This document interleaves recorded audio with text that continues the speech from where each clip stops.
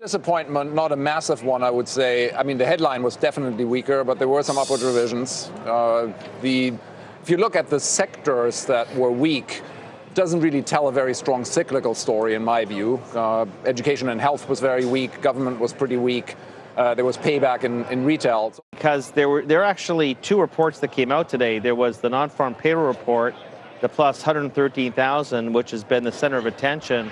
But then you also had the household survey, which for the second month in a row was an absolute blowout number, and that was up 638,000. So, although the tendency is to focus on non-farm payrolls, the household survey is actually telling you that the jobs market is actually doing pretty well. That might be what the stock market's focusing on today. Yeah.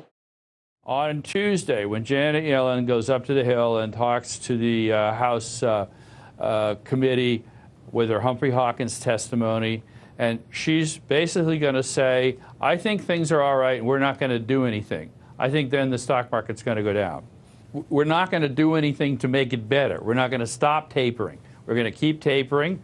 We're going to watch the unemployment rate, but she's not going to give any hint that they're there to help. Right. First of all, she's yet to run a meeting as the chair. So for her to go up there and speak herself for her own views and not reflect those of the committee, which, by the way, are much more hawkish, in part because of the presidents who are there, in addition to the fact there are a lot of vacancies, would be extraordinary. I just don't see that happening. John is more right on this in the sense that if she doesn't sound dovish, as investors like Bob is saying might think, the stock market will go down. But having said that, if I'm right about growth, then the market will go up. And the thing... The underlying, you want to watch two things. They both start with the letter Y, Yellen and yen, okay? And the yen is basically an indicator of Japan's continued attempts to cheapen their currency. Can they succeed in that? The consensus is for the inflation bill and Kelly to be 2% over there this year. The last few years, it's been negative 0.1, negative 0.3. Right. It's been in deflation. If they can achieve that, that's a major victory. So you want to watch that.